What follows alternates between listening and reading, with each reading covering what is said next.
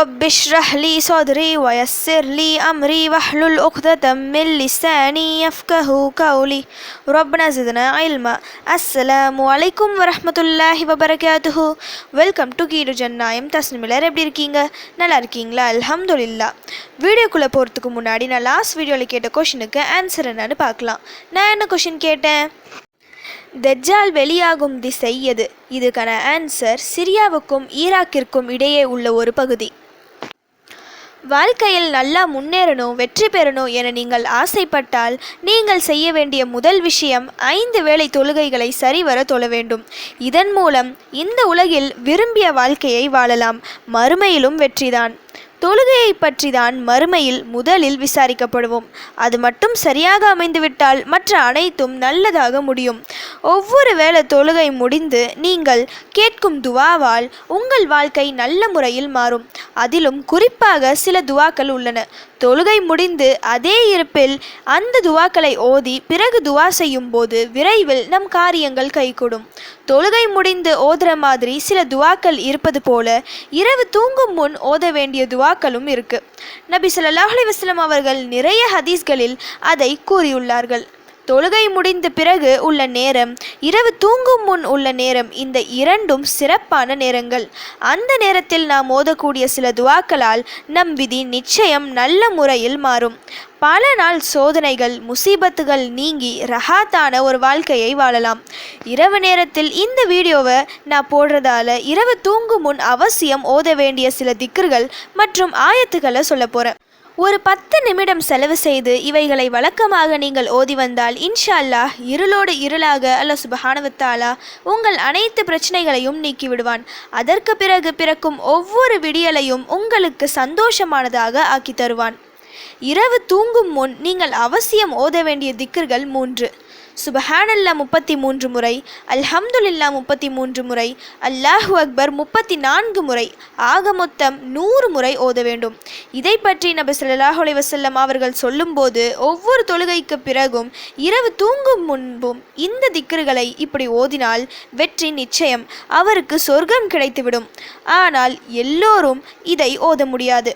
எளிதான திக்ராக இருந்தாலும் ஷைத்தான் அவ்வளவு சீக்கிரம் இதை ஓதவிட மாட்டான். மறதி மற்றும் தூக்கம் காரணமாக ஷைத்தான் மனிதனை இதை ஓதவிடாமல் செய்து விடுவான் என கூறினார்கள். மேலும் இந்த திக்ர்களை இரவு தூங்கும் முன் கூறுவதால் உடல் வலி மற்றும் மனவலி நீங்கும் எனவும் நபி அவர்கள் கூறியுள்ளார்கள். அடுத்து 2வது ஆயத்துல் குர்சியை ஒரு முறை ஓத வேண்டும். தூங்கும் முன் யார் இதை ஓதுவார்களோ அவர்களுக்காக அல்லாஹ் சுப்ஹானஹு வ தஆலா ஒரு மலக்கை நிர்ணயிப்பான். அந்த மலக்கு அவர் காலை விழிக்கும் வரை பாதுகாவலனாக இருப்பார்கள். ஒரு மலக்கு நமக்காக இரவு முழுவதும் இருக்கிறார்கள் என்றால் இதற்காகவே இந்த ஆயத்தை தினமும் ஓதலாம். அடுத்து சூரா முல்க். இதை நீங்கள் இஷா தொழுத பிறகும் ஓதலாம், தூங்குவதற்கு முன்னும் ஓதலாம். அப்படி தினமும் இரவில் ஓதி வந்தால் இருட்டான கபரில் நமக்கு வெளிச்சத்தை தரும். அல்லாஹ்விடம் இந்த சூரா மன்றாடும். நம் பாவங்கள் மன்னிக்கப்படும் வரை மன்றாடும். 30 ஆயத்துகள் இருக்கு. சிரமம் பார்க்காமல் தினமும் இதை ஓதி வந்தால் சுலபமாகிவிடும். நாம் பயப்படும் கபரின் சோதனையிலிருந்து நமக்கு பாதுகாப்பை பெற்றுத்தரும். அடுத்து சூரா பக்ராவின் கடைசி 2 ஆயத்துகள். இரவில் இதை ஓதி வந்தால் அந்த வீட்டில் ஷைத்தான் நெருங்காது. 3 இரவுகள் தொடர்ந்து ஓதினால் அந்த வீட்டில் உள்ள ஷைத்தான் ஓடிவிடும். இதை இரவில் ஓதுபவருக்கு அதுவே போதுமானது என இந்த ஆயத்துகளை பற்றி பல ஹதீஸ்களில் இருக்கு. மிக சிறந்த ஆயத்துகள், அல்லாஹ்வின் அர்ஷின் கீழிலிருந்து கொடுக்கப்பட்ட ஆயத்துகள். இதுவரை தோன்றிய எந்த நபிமார்களுக்கும் இப்படிப்பட்ட ஒரு ஆயத்தை அல்லாஹ் கொடுக்கவில்லை. நமது இறை தூதர் நபி ஸல்லல்லாஹு அலைஹி வஸல்லம் அவர்கள் மூலம் நமக்கு அல்லாஹ் தந்துள்ளான். அடுத்து கடைசியாக சூரா இஹ்லாஸ், சூரா ஃபலக், சூரா நாஸ். குர்ஆனின் கடைசி 3 சூறாக்கள். இந்த 3ஐயும் 3 முறை ஓதி கைகளில் ஊதி உடல் முழுக்க தடவி பிறகு தூங்க வேண்டும். கண்திருஷ்டி, ஷைத்தான் மற்றும் ஜின்களின் பார்வை, பொறாமை, நோய் என அனைத்திற்கும் இந்த 3 சூறாக்கள் போதும். இப்படி இரவு தூங்கும் முன் நான் சொல்லியிருக்கிற இந்த திக்ர்கள் மற்றும் ஆயத்துக்களை ஓதிட்டு தூங்கி பாருங்க.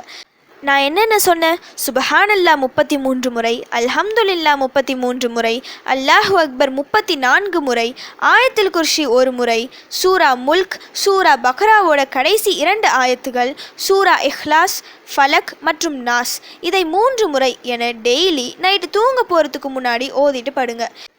இதில் சூரா முல்க் மற்றும் சூரா பக்ராவோட கடைசி 2 ஆயத்துகளை இஷா தொழுத பிறகும் ஓதலாம், தூங்க போகிறதுக்கு முன்பும் ஓதலாம். உங்கள் டைமுக்கு ஏற்ற மாதிரி அட்ஜஸ்ட் பண்ணிக்கோங்க. மறக்காமல் சிரமம் பார்க்காமல் தினமும் இவைகளை இரவில் ஓதி வரும்போது நிச்சயம் அல்லாஹ் சுப்ஹானஹு வ தஆலா ஒரு பிரகாசமான வாழ்க்கையை உங்களுக்கு அமைத்து தருவான் இன்ஷா அல்லாஹ். ஓகே, இப்போ ஃபைனலி கொஷின் டைம். தஜ்ஜால் நுழைய முடியாத இடங்கள் எவை? இதுதான் இன்னைக்கான கொஷின். இதுக்கு உங்களுக்கு ஆன்சர் தெரிஞ்சா ப்ளீஸ் கமெண்ட் பண்ணுங்கள். அப்படி இல்லைனா ப்ளீஸ் வெயிட் பண்ணுங்கள், நான் நெக்ஸ்ட் வீடியோ போஸ்ட் பண்ணுற வரைக்கும். சுப்ஹான ரப்பிக ரப்பில் இஸ்ஸத்தி அம்மா யசிஃபூன வஸ்ஸலாமு அலல் முர்ஸலீன் வல்ஹம்துலில்லாஹி ரப்பில் ஆலமீன். அஸ்ஸலாமு அலைக்கும் வரஹ்மத்துல்லாஹி வபரகாத்துஹு.